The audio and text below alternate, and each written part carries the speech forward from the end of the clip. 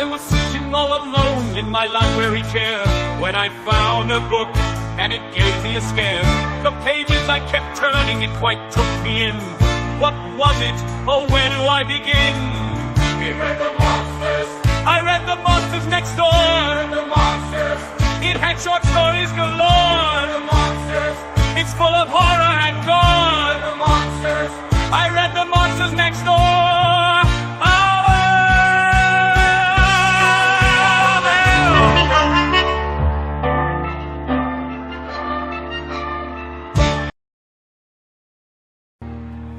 At a cursed crossroads where souls collide, see the Prince of Darkness, see the Prince of Lies, while the world lies sleeping and the moon's aglow. They may meet with the devil, you know. When your heart is quaking and your soul can't rest, open up the pages of the devil you know best. People face their demons as each tale unfolds, but the devil's in the details, and their fate's been sold. Yeah, their fate's been sold, and they're lost to hell. That's the deal you have to make with the devil you know well.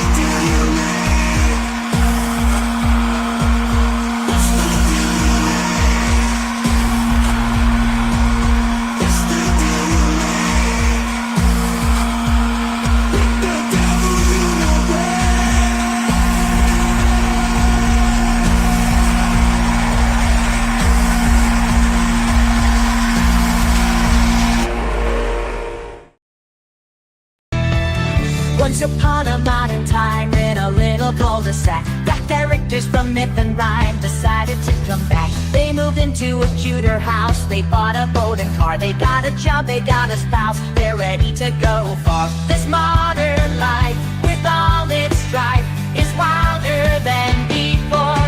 You won't forget the day you met the fables next door. You won't forget the day you met the fables next door.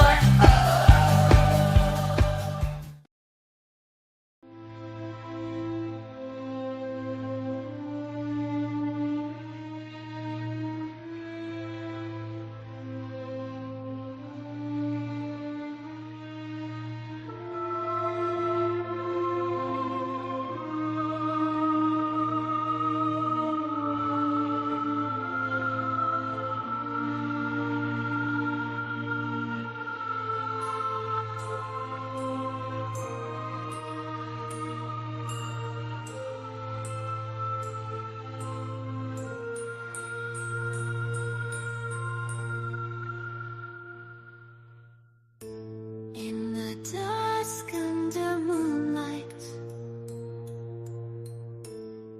whispers of life so blind, echoes of distant sorrow, promises of new tomorrow.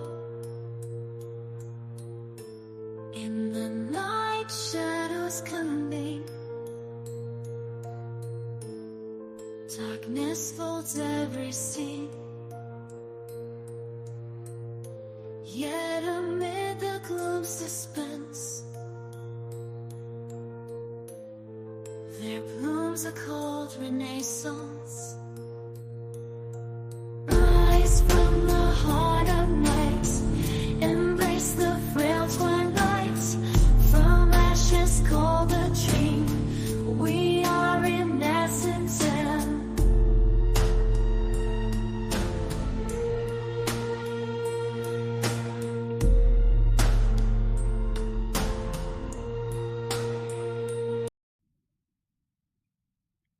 I think that I shall never smell a scent like brimstone out of hell. Those noxious fumes born of despair can really make my nostrils flare. Ah, poetry, don't you just love how a little bit of rhyme and rhythm can make the most inane words bore into your brain and take up permanent residency? It's one of hell's better inventions. Vice Regent Gristlethorn became a legend for his contributions to It's a Small World After All. but I digress. We're pleased to bring onto the show the dreary folks from Quill and Crow. Through gloom and horror put to verse, they've set a goal, your heart to curse. So raise your glass and drink a toast to welcome our infernal host, Damascus Mincemeyer, and get on with the damn show! Good evening, everyone, and welcome to the damn show on the Critical Blast podcast. I'm your host, Damascus Mincemeyer. Our regular host, R.J. Carter, isn't here tonight. He just learned he's destined to destroy a AI program. Is on the run from a killer cyborg sent back in to eliminate him. Don't worry, though. That show will be cleared up by tomorrow night, so he'll be back by then. In the meantime, we have some of the contributors to the upcoming Quill and Crow collection. Renacentum, The Crow Calls, Volume 6. This could be considered a launch party for the book. It comes out Monday, July 15th, and for the next hour, we'll be talking about poetry, writing, and all things gloriously gothic. It's a full house tonight. I would like to welcome everybody, say hi. How is everybody tonight? Hi. Hi. Hey, Alma, how are you? No. I am well. I'm in my Nosferatu gear tonight. I was inspired by the vibes. Excellent. Very gothic. I like it. All right. Usually I like to start off with a very simple question, which is, who are you, what do you do, and why do you do it? So let's start with Andrew and just work our way counterclockwise and everybody introduce themselves that way. Yeah, can you guys hear me okay? Yes. Okay, good. Andrew Clark, I'm a novelist and poet. And why do I do what I do? I think the creative has to create. So if I look at the years in my life when I was happy, I was creating something. And the years when I was miserable, I was not. So it's something I have to do. And I think a lot of people on this call probably can relate. I understand that for sure. Right, next we've got, next to Andrew, we've got MT. Okay, you're next. Let's go. Oh, I am. Okay, I didn't know what was counterclockwise in this orientation. Sorry. Yeah. It's weird when you're looking at the screen. I'm MT Paridi. I'm a poet and also a co-founder and editor-in-chief of a little magazine. But why do I do what I do? Like Andrew kind of said, compulsion. I can't help but do this. Sometimes I almost wish I didn't have to. Maybe I wouldn't choose this if I had a choice, but I have to let things out the way that I do, and the cathartic release of poetry is something that I need. Excellent. Okay, let's see. Who would be next? Counterclockwise. Clockwise. Oh, I'm terrible at this. I have to start with the second row. Liz, let's start with you next. Yeah. That way. Yeah. Okay. Yes.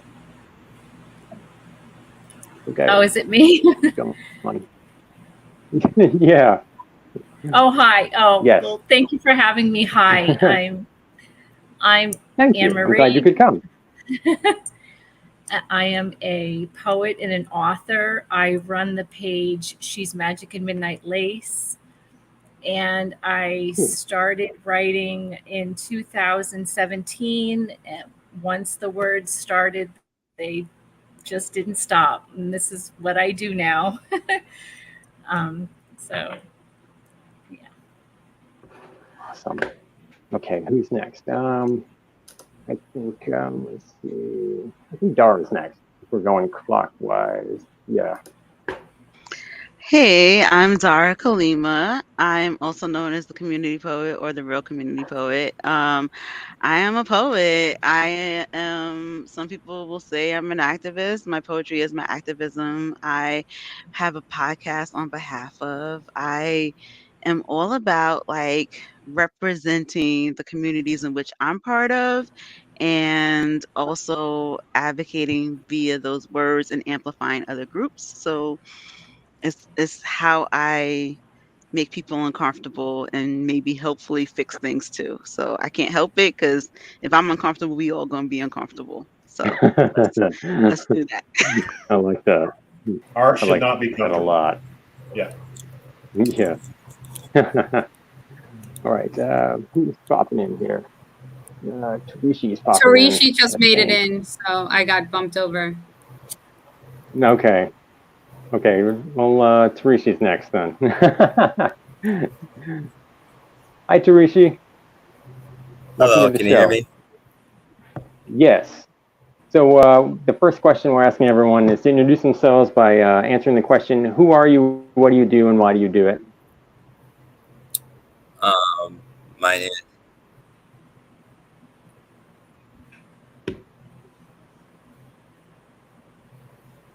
My name is Trishi Schuler. I'm an artistic director of a nonprofit. And why do I do what I do?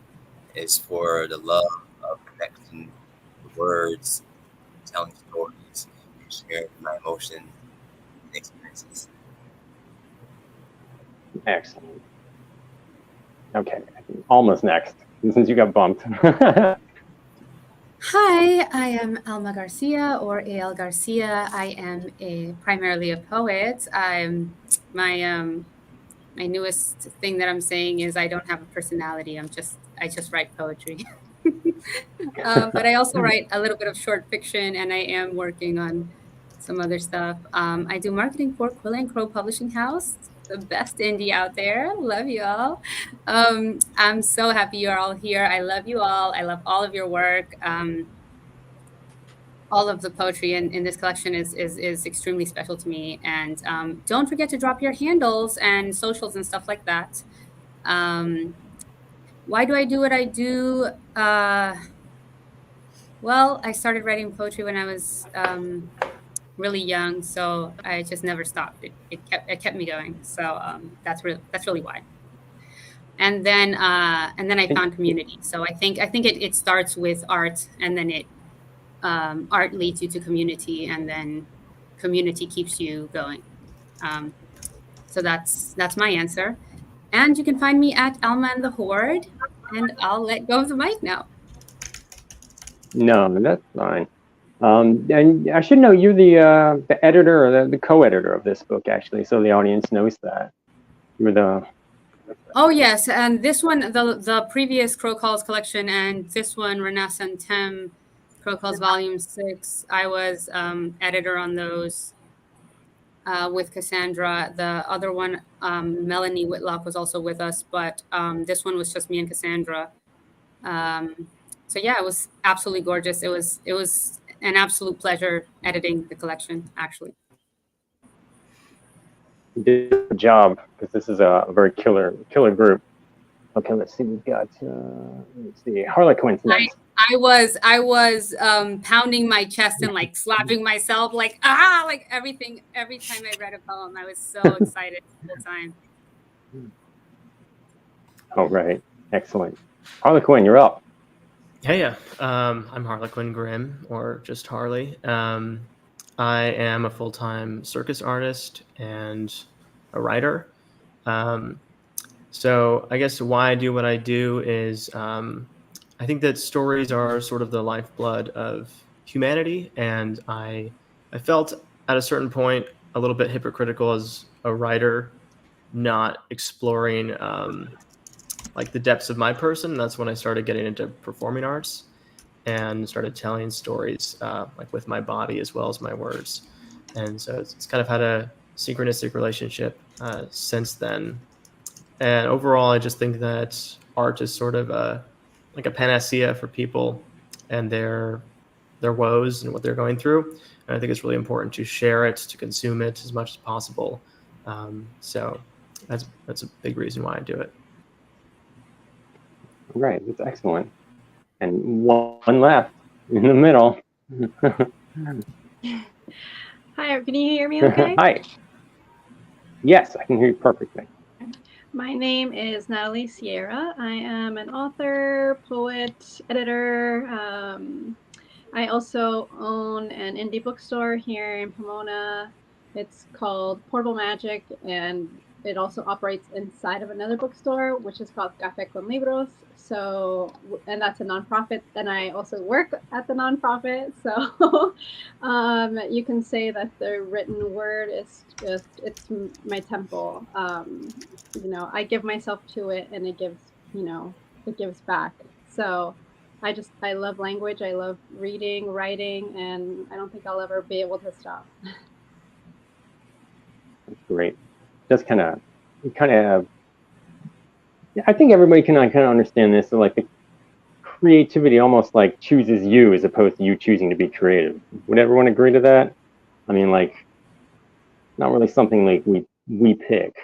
I think it picks us. If that makes any sense. How much of everyone's like personal, individual lives and experiences go into like creating what you did for this this book? Let me start that off real quick. So the collection has particularly a Renaissance vibe. So we chose that. So we were thinking about this, and we hadn't done a Crow Calls in a minute. And so it was giving rebirth, and I was like, oh, let's go with the Renaissance. There's so much beautiful artwork there, and honestly, it was in the spirit of unity, like artistic unity, and pulling together communities that I was seeing throughout the poetry space, and even outside of the poetry space. For example, Harlequin. So I stumbled upon Harlequin's videos on Instagram. They just popped up on my feed, and I was blown away by the you know, his I don't know how to explain it, but the theatrics, right? But then I noticed he was writing poetry, or he was writing on there, and I said, oh my God, that's so beautiful. Like everything he's writing is so beautiful. And I think it's just wonderful to find that. And I wanted to pull together more parts of the community. I wanted to see how much of the community I could get together. And I'm just so grateful to have been able to do that with this group. There's so much good work in there. And so I wanted to start off by saying that. And I don't know why the invitees or anyone who chose to submit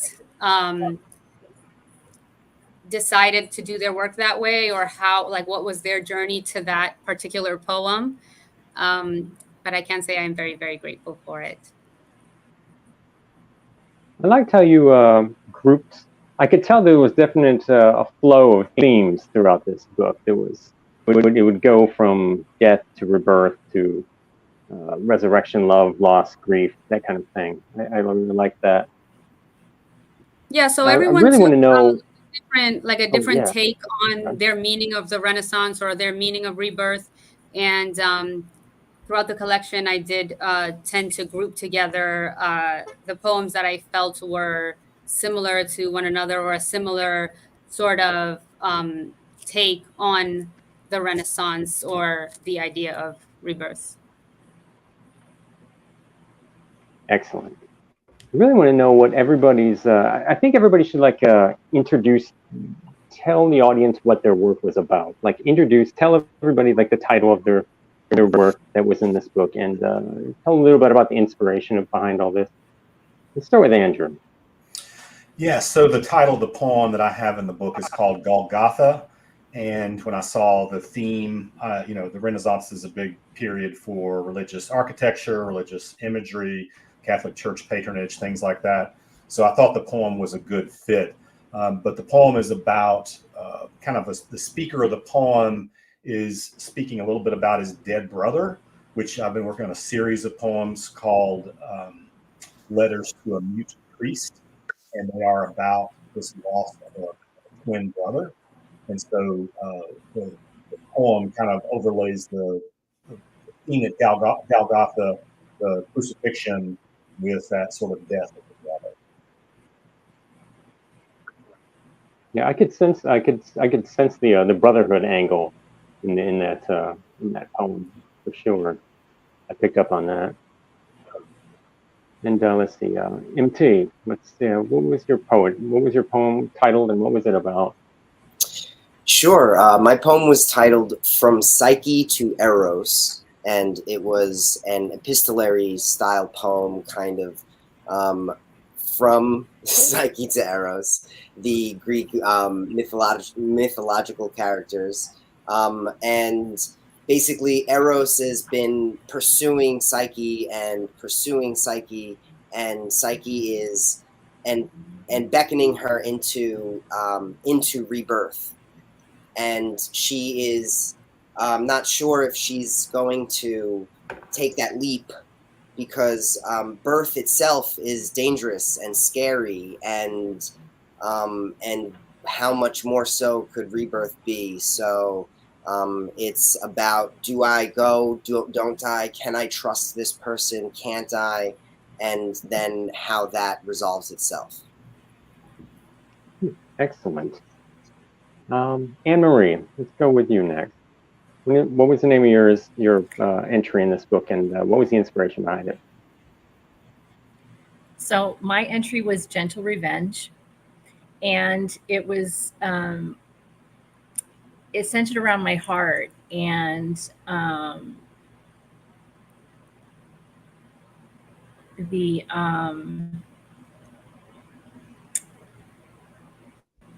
and being rebirthed by the ancient queens and the goddesses who lifted me back up and gave me the strength to go on after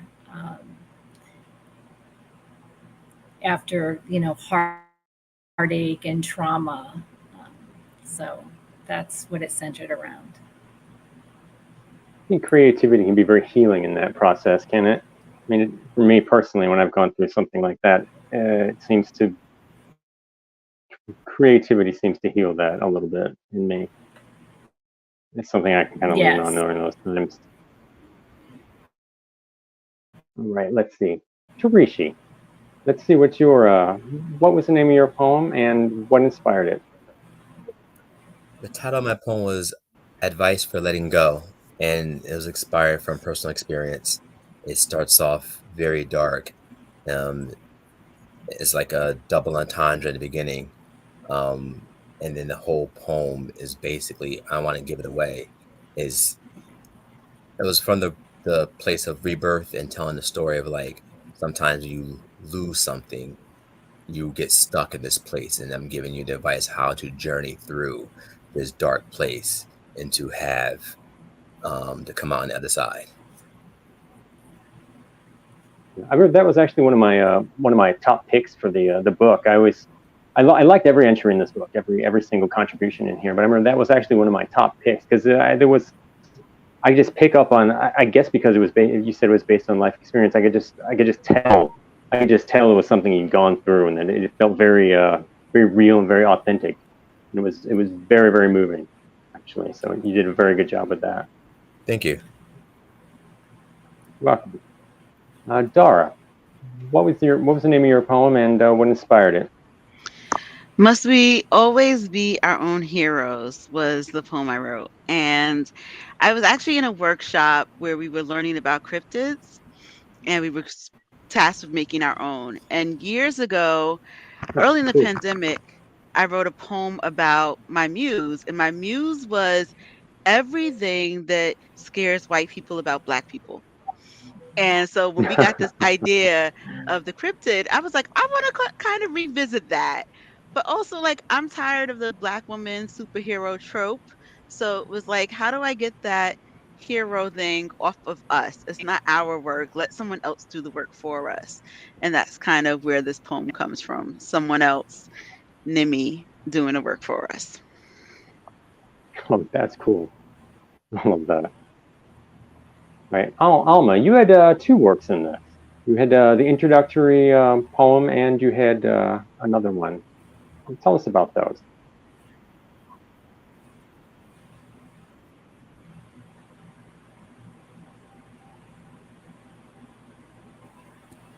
These gloves won't let me move my things now. I'm gonna have to take one off. So I have Of the Apotheosis of Hercules and Strands. Usually we were doing 2 poems per poet, but you know I had to cut down because there were more people in the collection this time, and it you know it couldn't be, the volume couldn't be huge. So Of the Apotheosis of Hercules is really just sort of ars, like sort of ars poetica, sort of just my love for art and how I feel that it inspires me to find myself over and over again, to have different levels of realizing that I'm still lost in a certain way, and forcing myself to find myself again. And then Strands was literally just from a moment with an actual banyan tree, and sort of internalized rage at society. So that's really kind of where my stuff comes from. But I am going to hop off for a second and let Liz hop on, if you guys could help with that Okay. right after this, so Sure. that she could introduce Okay. herself, because I wanted her on here and I need her on here too. So Yes. I'll be off for a Yes, I minute, wanted them on here too. and then I'll let her introduce all her stuff. Okay. RJ saying we have space. Let me tell her to try to hop on real quick. Okay. I'll let Harley talk for a while. Introduce your, talk to you about your poems and what inspired them. Yeah. So I wrote Bloom, and like Tarishi, it's just a very literal moment in my life. Like it's not exaggerated or anything. And I like talking about grief a lot because I worked in a funeral industry for a while during the pandemic, and so grief and tragedy are things that I really like talking about. Yeah. And so basically the poem just talks about the process of saying goodbye to something, and I like talking about grief a lot because we think about it with death, but we don't often think about it as a daily thing. All the goodbyes we say to whether it's habits or a lifestyle or a career, sometimes it is very literal, and it is the burying of a friend, like it is in that poem. Nevertheless, I think it's just a great subject to cover, and so I just delved into it a little bit. You are right about grief, though, because it is sort of a more than just death. Because even like a breakup of a relationship can definitely be. I mean, the same thing, that heartache when you miss somebody, you've been around them so long, they're not in your life anymore, but it's still a sense of grief and loss when they're not there, even though they're not dead. So right. I definitely understand what you're saying, and I love the wording in your poem too. I really thank you. Very memorable. Appreciate that. Hey, there's Liz. Hey, how are you?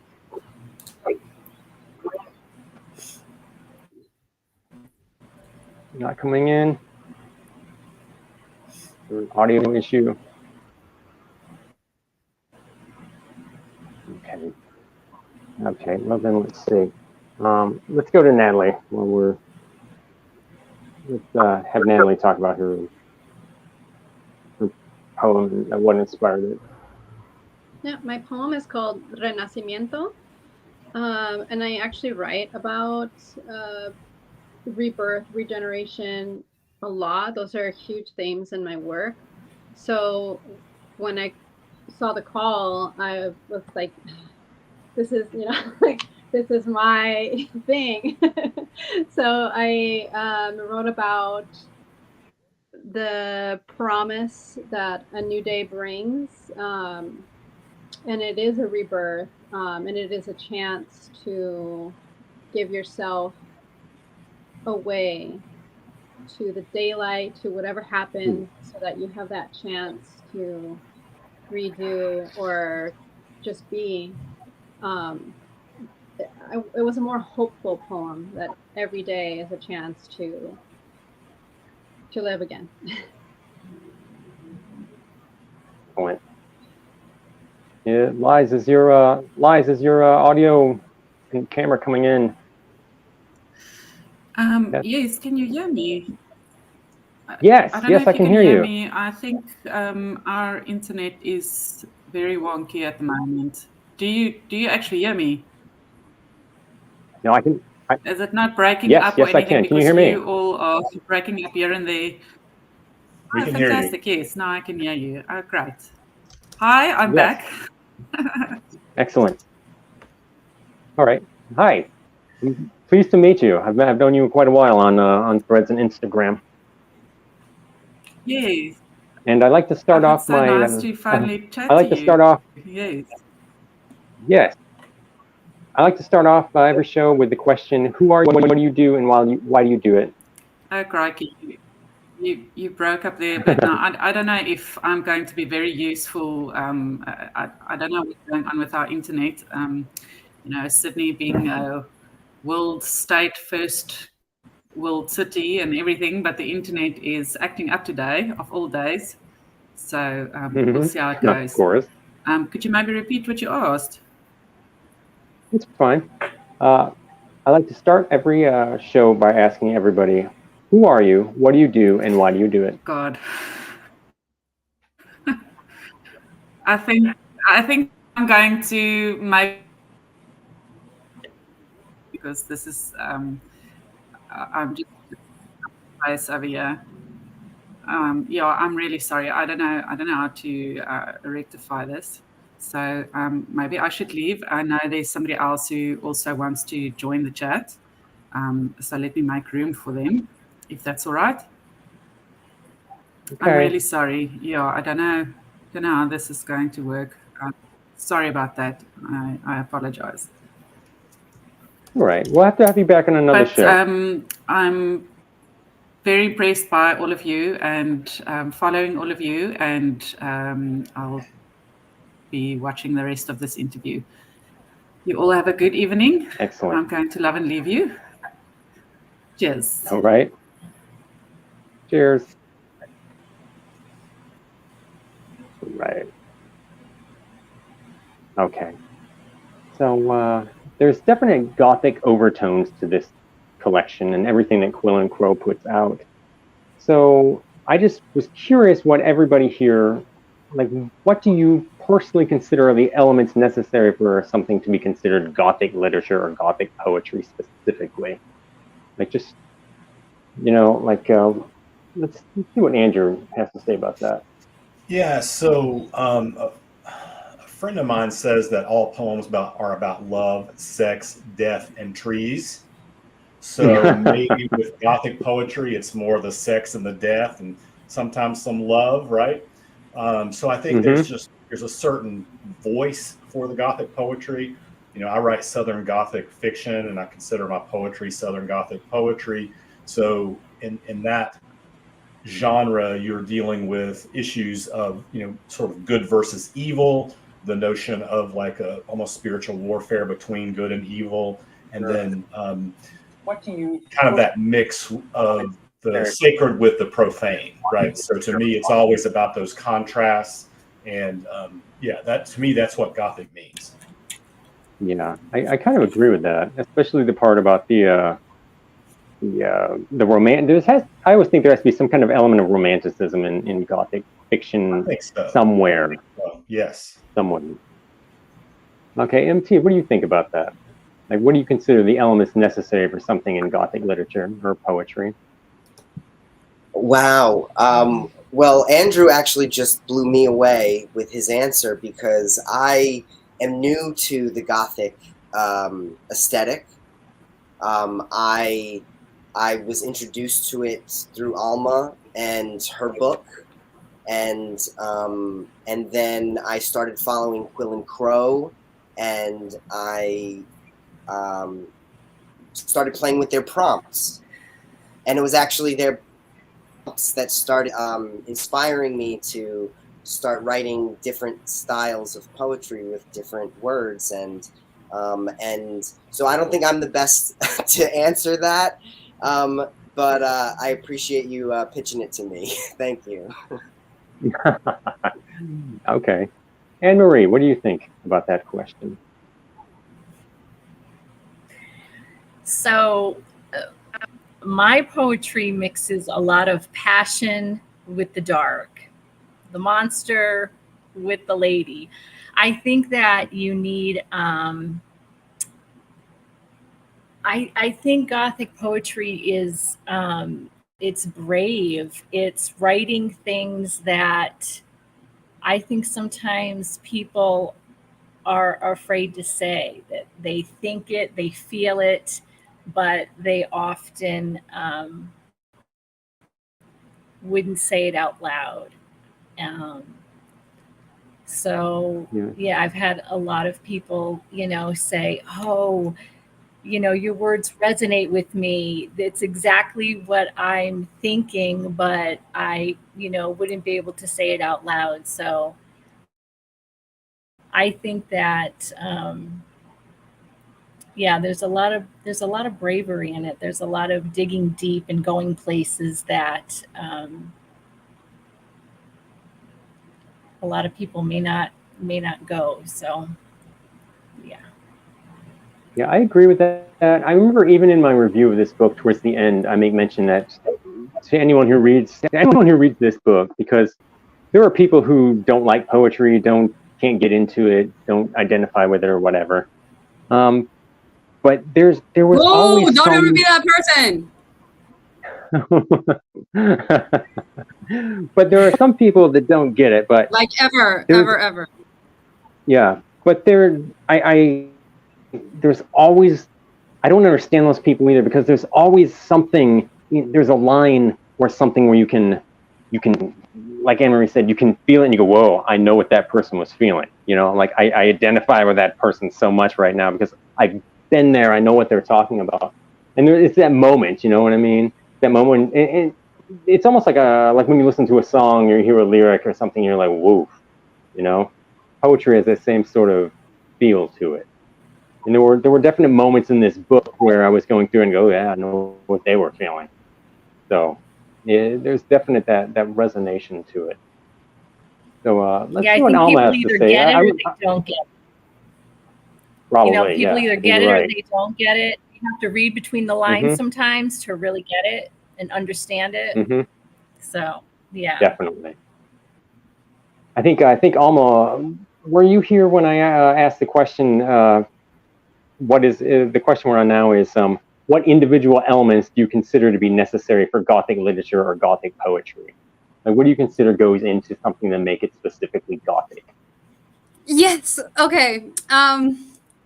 So first of all, we can go into various parts of Gothic fiction, but so you can go into sort of how to create it. So you're going to go into the setting, the elements, how you're using nature, what part of nature you're honoring, and but for me the most, like you can go into elements like the damsel in distress and paranormal, entities, and sort of historical fiction that deals with uh, entities that were considered more paranormal, or things like witchcraft, taboo things in society. But I think what is the best part for me, and what I have always loved the most, and what I fell in love with at a very young age, was how it celebrates the parts of society that are often uncelebrated. um, Gothic fiction particularly romanticizes death. You know, it Yes. and I think we often forget as humans that we go through so many things. We go through our sorrow, and it's not only sorrow. There's beauty in it. There's longing when someone dies because there was love there. You know, and I think that's my favorite part of the Gothic genre, the celebration of um, the darker side of our humanity, and the sort of understanding that it does not that any good does not exist without what a lot of society would consider darkness or bad, or something not good. Sorrow is not considered good. Anguish and despair and um, obsession and madness and all those things are not considered good. But we have no understanding of good without them. We have no love without knowing loss, in my opinion. So that's my favorite part of it. The duality of nature, I suppose you could say. Yes, the duality, but more than So, that, the celebration of the darker side, which is the part that's often not celebrated and not spoken of kindly. excellent. I agree with that. Tarishi, what do you think about what do you think are the elements necessary for something to be specifically Gothic? Um, I feel like it is romantic, but also very, very visceral. I think that we need to like for my work, I want to like dive in and be as raw and intimate as possible so that the readers are getting this feeling that they're in my shoes, like whether it's a balancing act between life and death. There's like a romantic love of poetry in there. So that's what I feel like for Gothic for me represents. I could feel that in your poem in this book too. Definitely could. You capture that capture the essence very well. Thank you. What about you, Dara? What do you think? So Your it's oh, interesting because I'm sort of like MT. This is not my genre of like typical plays. But historically, I wrote a lot of dark poetry very early on, and then I somehow got away from it. And so it's kind of nice to be coming back to it. And um, so I think the elements is sort of a lot of what Alma was getting to. I think Anne Marie a bit. It's this it's as a reader, I love fantasy and I love sci-fi. And so it is like fantasy, it is the dark side of fantasy. It is, but it's also the mm-hmm. enjoyment of that. It is like, and I mean, there's a reason why we all love Wednesday, right? Because Mm-hmm. she is so deadpan, so dry, so interesting, right? But also like the Mm-hmm. most hilarious character because she's so straight and so dark, right? So there's something beautiful in that. And you know, just being like super black person, black people laugh in all horrible places. I fractured my elbow and I laughed through the entire experience. You know, we laugh at funerals. We find humor or lightness in these dark moments where we should not be laughing at all, you know, but we do. And so there's something about like, you know, gothic art is that back to Alma's word, celebration or appreciation or finding the beauty in the taboo and the dark and the things that are we just don't talk about them, but they're necessary and they should not be scary. We're unearthing it and just saying like, and this is what it is, or this is another way to look at this thing. You know, it is the realist perspective on everything. It doesn't got to be pessimistic, but you know, people always think realist are pessimistic, but it's just like, hey, this is the other way to look at that thing. It doesn't have to be shiny and bubbly. It also can be that this is the thing that it is. Death is going to happen. So why not Mhm. see the end stages as like we love fall? Fall is just death of plants. Why are we not loving the True. darkness Yeah. of the side of humanity? It's that's what Gothic stuff is to me. It's that appreciation for the other side of it all.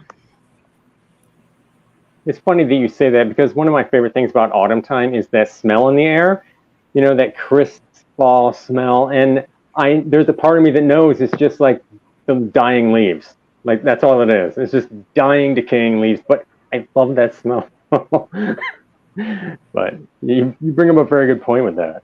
And you also bring up a good point about like almost like dark humor almost like there's like an element of dark humor in Gothic literature and in Gothic poetry and whatnot too.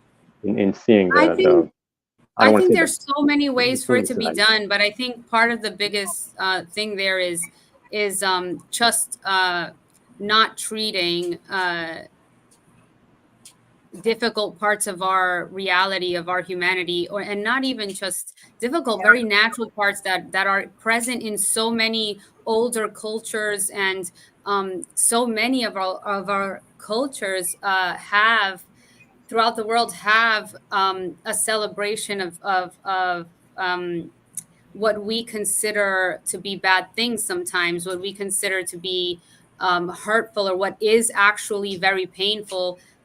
We have to process it, and we do have cultures that process it. Even in religion and a Mhm. lot of cultures, we make it beautiful somehow. And I think poetry is naturally Gothic in the way that it it makes you process your emotions. It is a processing of emotions. It is a making art of the world. Um, and I think that the Gothic genre lends itself to that very, very easily. Um, so it's not just about accepting that. It's about the way that you do it and the different forms that there are. So there definitely could be humor, and then there's other ways to do it too, just extreme romanticism, or more horrifying elements, or more, stories that lean more toward horror, or stories that lean more psychological. There's so many different ways to do it. Yeah, RJ brought up an interesting comment in the chat and about New Orleans funerals because there are in other cultures around the world where funerals are like celebrations instead of in Right. America And in like when some of our somebody dies. Like, regional cultures as well, yes. hmm yeah, because in America it's a big thing when with death that it's almost like hidden, like sequestered, isn't it? I mean, So like So I you think know, that depends on where you grew up too, though, because like I grew up Catholic, and one of the things that Catholicism does well, and that makes you end up probably end up being Gothic, is just all everything is so dramatic. All of the um, everything is a procession. It's Easter Sunday and you're walking, and I remember as a little girl, I was walking down a whole avenue with Jesus Christ carrying a cross, and someone, a man being Jesus Christ carrying a cross, someone whipping him. And it's very theatrical. And so I think there's so much art in our daily lives, and there's so much of that we don't notice sometimes. yeah, that's true. So Harley, what are your interpretations of this question? I agree with pretty much everybody and all the things that they've contributed, especially Alma with the bit about growing up Catholic. That's also just a personal thing that I relate to and find really funny. Let's see if I can add anything that wasn't already said. I think that Gothic literature often comes from a tormented voice, either the author themselves or the protagonist or whatever the voice is in the story. There's an element of like pulling out this story or whatever's happening from a lot of pain. whether the author or the characters feel haunted or tormented in some way. And as other people were saying, I think in that process, it celebrates a lot of these otherwise taboo experiences or feelings, whether it's grief or death, and it romanticizes them. It may even glorify them to some extent, almost to a point of being a little bit obsessive. And then I think on another level, we think about the aesthetics of it, right? We think about cathedrals, think about dark cobblestone streets and oil lanterns. We think about dreary woods. Go even a little bit further on that is the word choices, like Gothic literature. When somebody could say the word red, they will instead say sanguine or crimson. It's just the way that it feels on your mouth or in your head. Instead of ghost, they'll say wraith or phantom. It just has that sense of, again, the drama behind it. That's something I really love, is that the Gothic literature is often very lyrical. And so you'll be reading, whether it's a novel or a poem, it just has this really beautiful taste in your mouth. And if you're reading modern literature, oftentimes it can be really dry and the sentences are very short and it gets to the point, but something that's more Gothic, it's a little bit more embellished, a little bit more Victorian. Yes. And so it all just ties together, and it's very artful, and that's why I love it so much. On that note, one of my favorite words in any Gothic work is the end of Mask to the Red Death, when Poe uses the word illimitable. You know what I mean? I remember you never see that word ever used anywhere else practically, but I love that. So, Natalie, what do you think about this? Well, What are your thoughts everyone on this question? took the words out of my mouth. That's how you know you work with other writers. Everyone's answers are fantastic. The only thing I can really add, I guess, would be that sense of melancholy. I think when you read Gothic, authors, writers, you read their work, you can feel the melancholy in every sentence, and every sentence is a poem in itself. There's such a beauty to the work, and sometimes there's a deviousness to it, and I think that's a big draw. And the obsession, I mean, that's why we have cathedrals, because that obsessive love that, whether it's for an entity that, someone believes in, or you just have this manic desire. And so I think that when you're reading Gothic literature, Gothic poetry, you feel that darkness and you get yourself swept up in it. And then you are looking into that darkness and you recognize something in it as well. Yes, absolutely. My next question I'm is... gushing over here. I'm absolutely gushing over here. I just wanted to say that. Excellent. My next question is probably close to the creativity of each of your own personal creativities. Who were the poets or writers who had an impact on you growing up and made you want to become a writer? Let's start with Andrew here. Yeah, so the first poet that I got into was Langston Hughes. And so a friend of mine gave me complete Langston Hughes when I was in high school. And prior to that, to me, poetry was like the Shakespearean sonnet, right? So it didn't have language I could relate to. Okay, it's an impressive, it's iambic pentameter, but I couldn't relate to the language. So what I got from Langston Hughes was his ability, he just used his vernacular language. And while his vernacular, sort of Harlem African-American vernacular, I was like, oh, so I could do that with my work. And so I began to see poetry differently and to try to write it myself.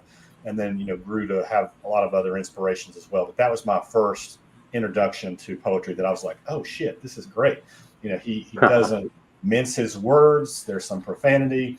His poetry is very direct, calls out racism, calls out lots of things that are wrong in society. But mainly I was drawn to the fact that he spoke like he wrote like he talked.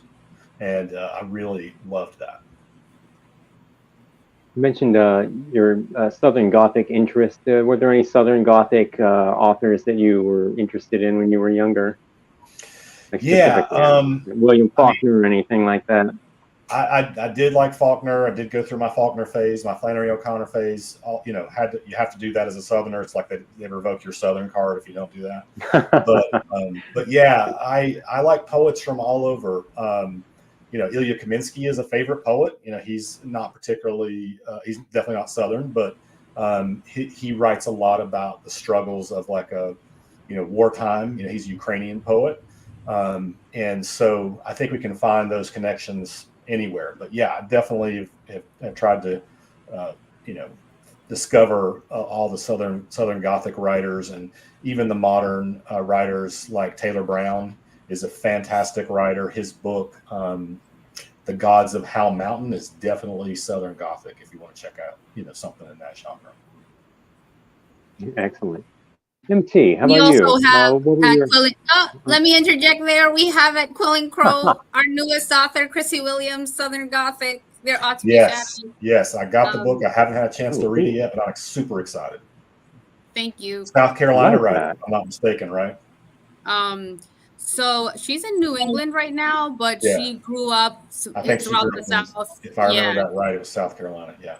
Yeah. Excellent. That sounds interesting. MT, who were your foremost poetic or authorial influences growing up? Wow. Well, I guess some of the most influential have probably been the earliest with Seuss and Silverstein.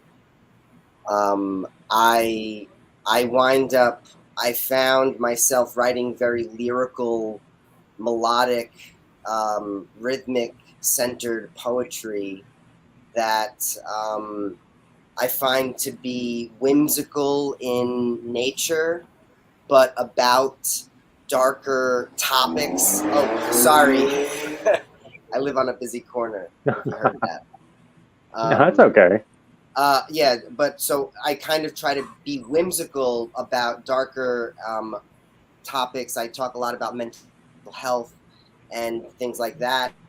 So I find that those authors from my could really speak to me in conveying, really breaking down barriers that people have.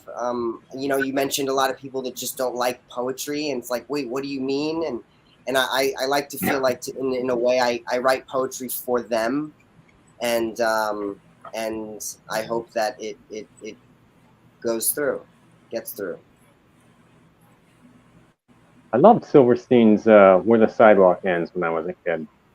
That was a good book.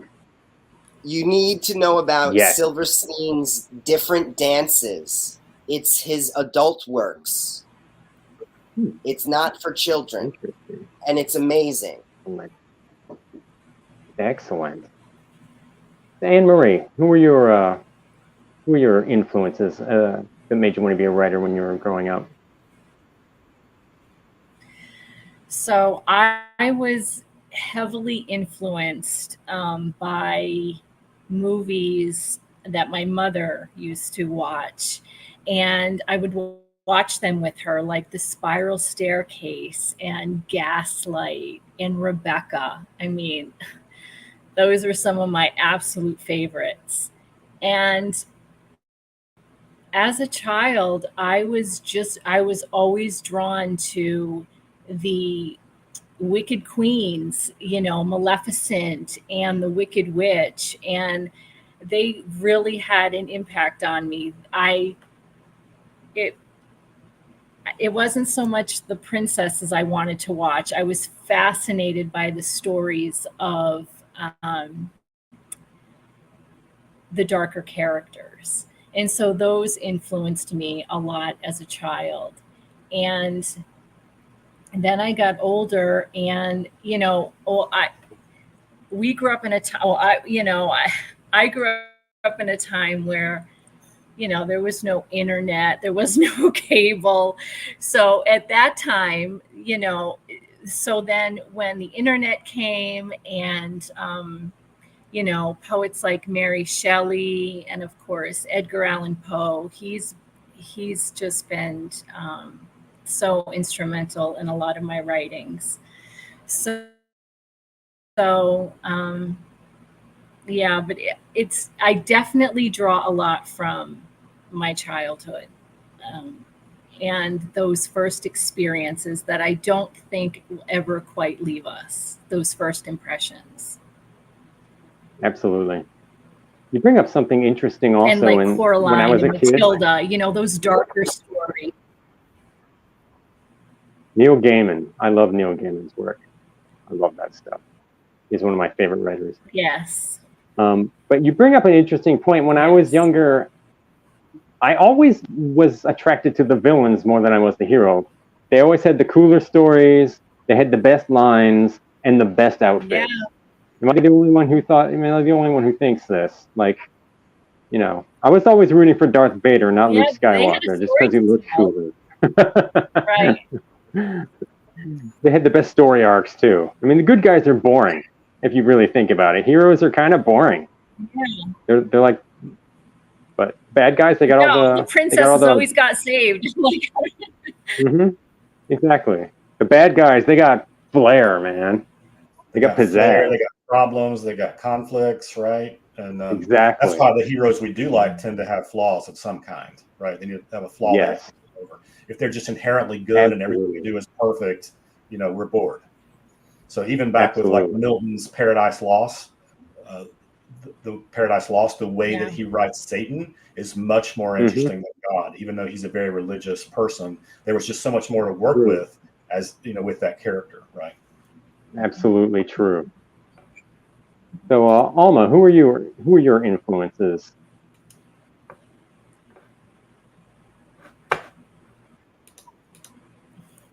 Popped out for a second. Okay. Are you there? Oh, sorry. Yes. No, it's okay. So I love everything I heard. I think part of it is just a natural rebelliousness, and sort of the natural rebelliousness of man.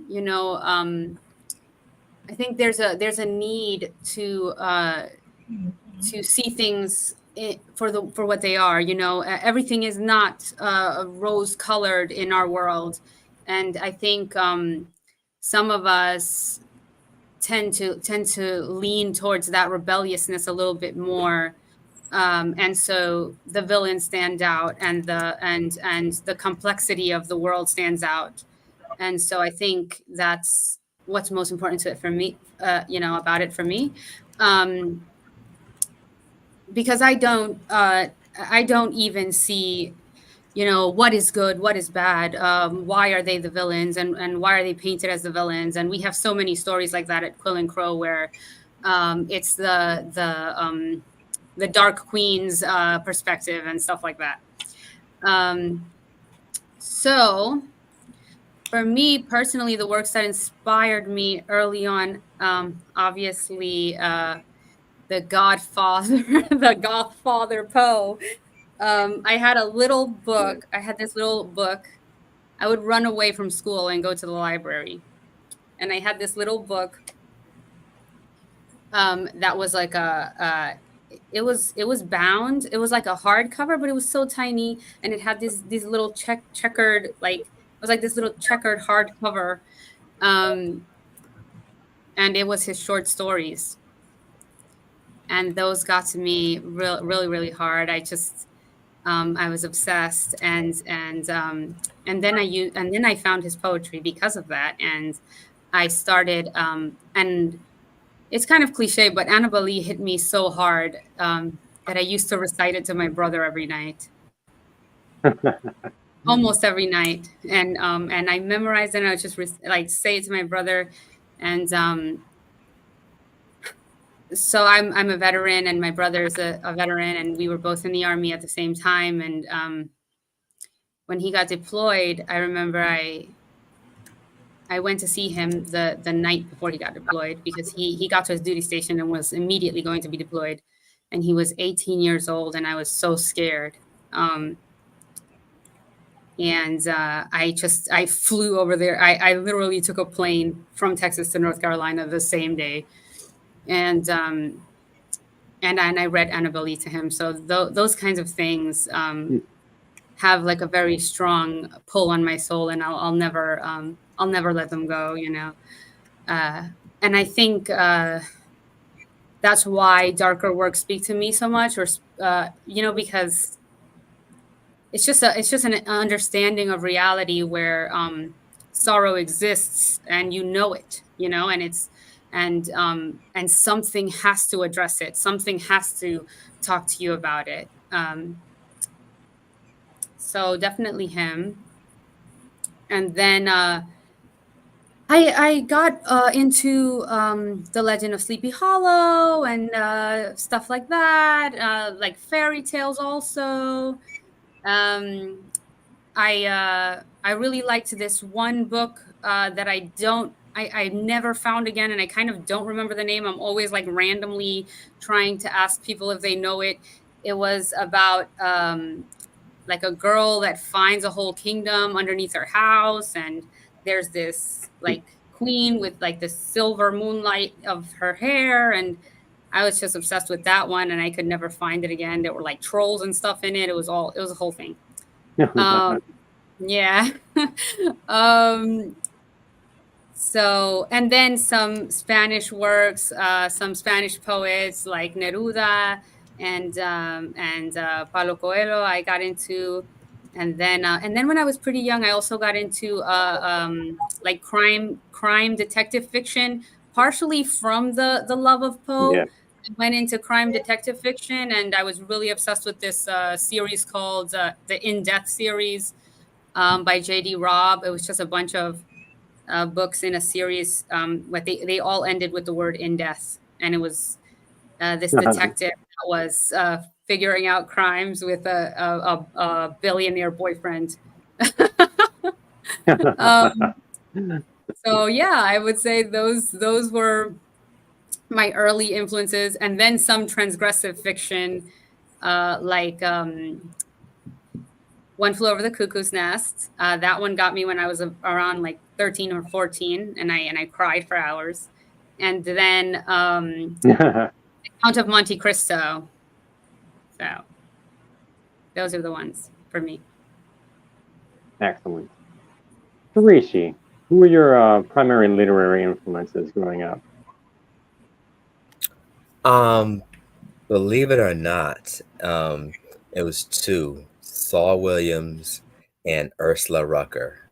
Saul Williams, for his way he approached things, was totally different, abstract, and deep, and I dived into that immediately. Ursula Rucker, the first time I heard her, and I met them both in person, and I opened up for both of them and Cool. shared the stage with both of them. Ursula Rucker, the first time I heard her was on the Roots album, and she approached the way she delivered poetry was it was just, I didn't know like you can deliver poetry. It was romanticizing about how men treat women, and she did it in a way that was like romantic, but underlined it was talk about the natures of how each men approach different women. And I was like, wow. And then it blew my mind how like you can approach poetry not in a linear path, but you could also approach it from a different perspective and tell a story and be abstract. So those two definitely impacted me in the beginning of my writing. Oh, cool. Dara, what about you? So it's funny because I even wrote down my answers because I knew I'd forget. And I was like, where's the tab that I wrote them down on? Okay. So as a child, I grew up with, and one, shout out to Saul Williams. Yes, yes, yes. Amazing. And yay for opening for him. Oh my God. Um, just mind blown there.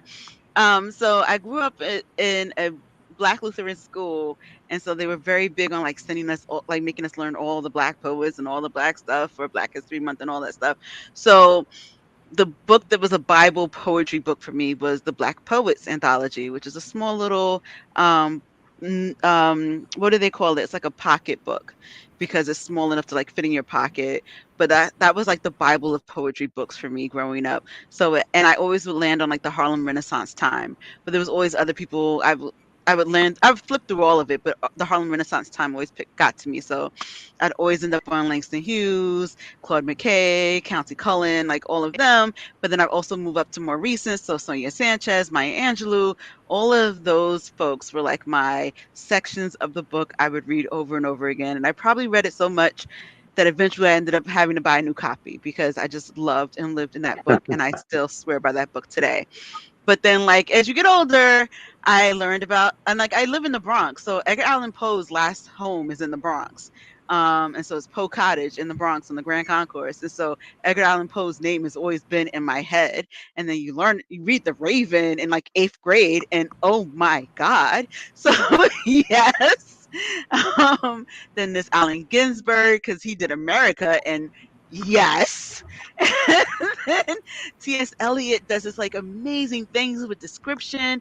And even now, as I get like far more in love with like with haiku, reading Richard Wright's book of haiku is absolutely amazing, because Richard Wright wrote all these great novels that we all know of, but as he was dying, he wrote like over 1,000 haiku. 800 went into a book, and the way he took his history, his life, and where he was at the end of his life, and just putting that into haiku is just like, and then you have Sonia Sanchez haiku. So yeah, these are all the people who like informed and created me. And if you really like, I wrote my own version of of America. I've there's hat tips to Sonia Sanchez, to Langston Hughes, and Maya Angelou, and several of my poems, because they were they were like the ground. But like growing up, I was like in love with Stacey Ann Chen. Like if I could have married her, I probably would have. And when I met her, I was so awestruck. And then when I saw her again and she gave me a hug, I was like, oh my God, Stacey Ann Chen gave me a hug. So like, it's like, and then even the poets I'm with now, because I teach poetry at times in workshops, and even my current peers are like amazing. And so even the Gothic poetry is like back in my head because of my friend Asia Fox, who is the poet laureate out in Aurora, Colorado right now. And her writing is so freaking dark, but amazing. She has this autopsy poem that is like mind blowing and beautiful, and also so upsetting. And it's just like, my God. So you're just like, even our peers can push our pen and inspire us. So I'm going to lay my plane and shut up so everyone else can speak. But like, yes, everyone's the answer. I love that. That was so I wonderful, love Dara. that. Thank you. Harley, what about you?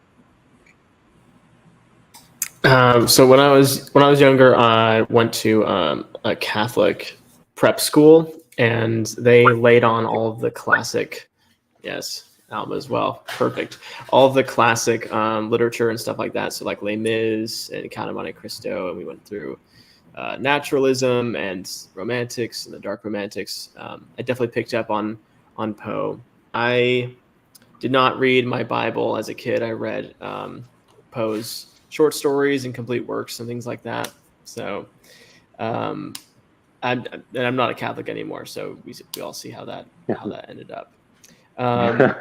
With novelists, I really liked Murakami's work and Zafon a lot, which I thought was interesting because their works are translated, but I find the translations are really beautiful. And so I love I would say that Zafon has a lot of Gothic elements in his works, and yet feels very casual to read it.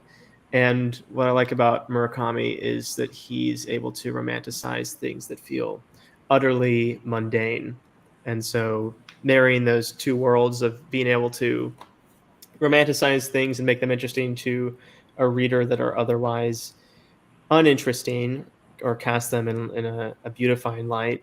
And then you have like Zafon, who has all the Gothic elements, and that also allows the reader to enjoy things they maybe previously wouldn't enjoy, like hauntings and things like that. So yes, those were some big influences for me. Amazing. Natalie. Who were your big influences growing up?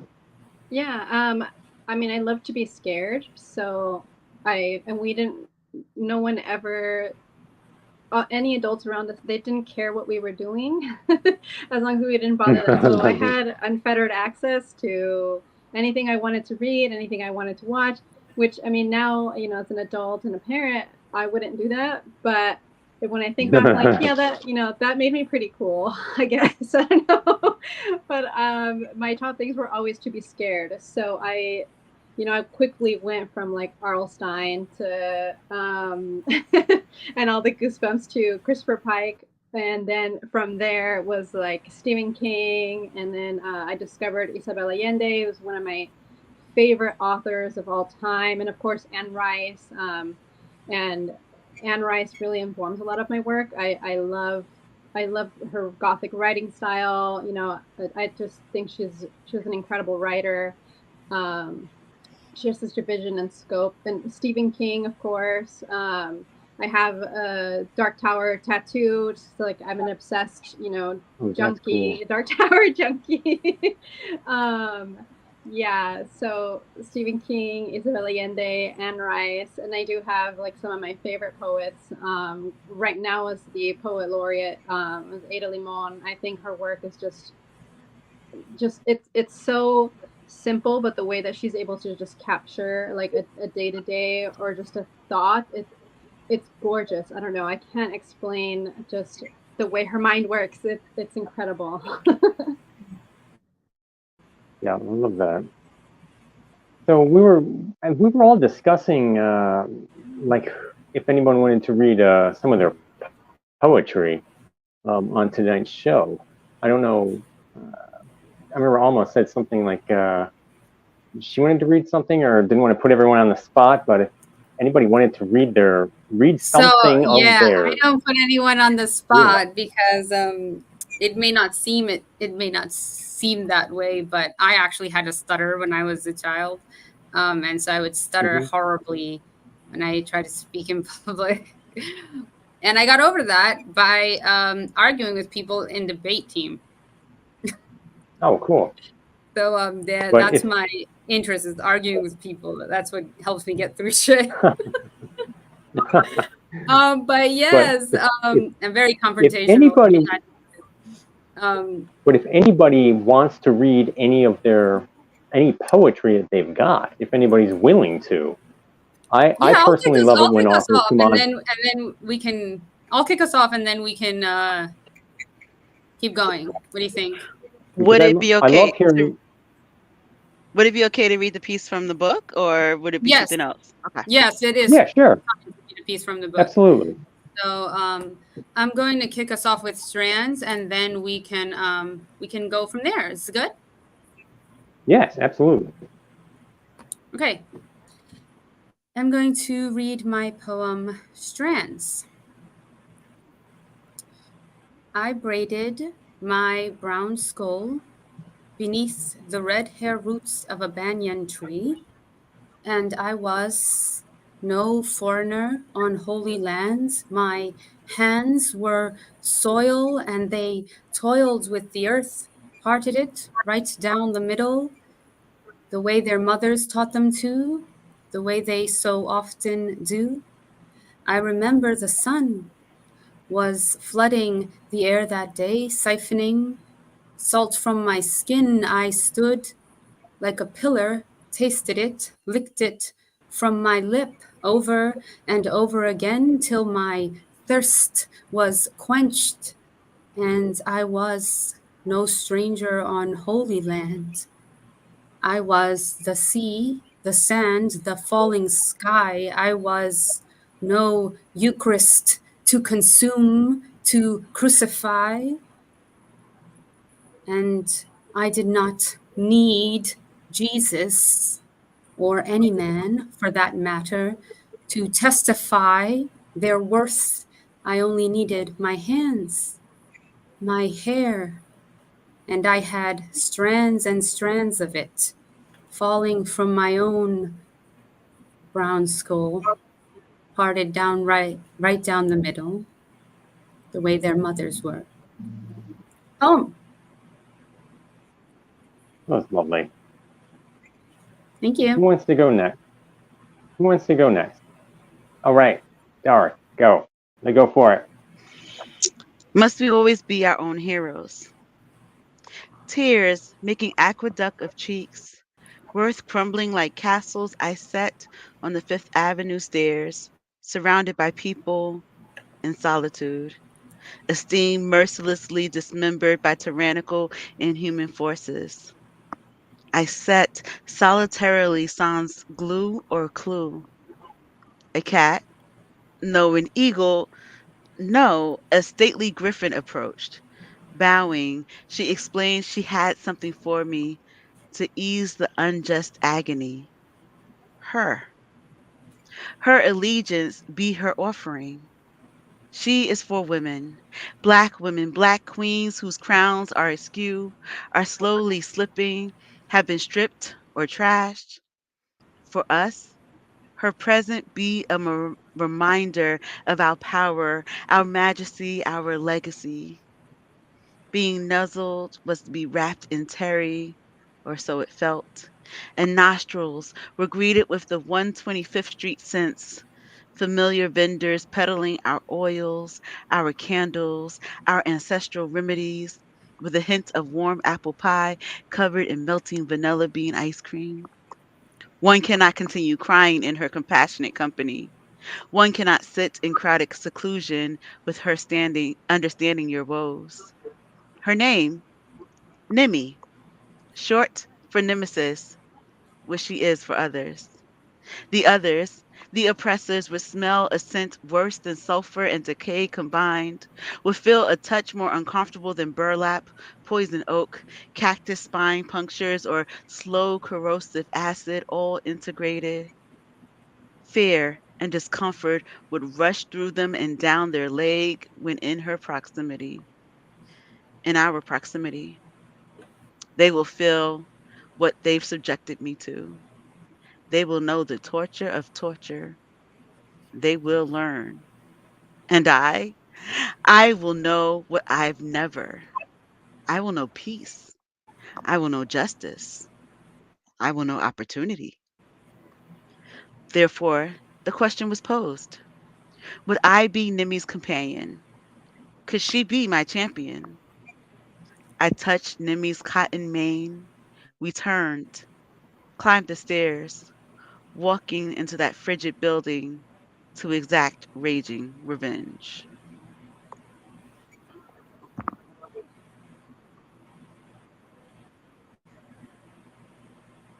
That was so beautiful. I roar, roar, roar, roar.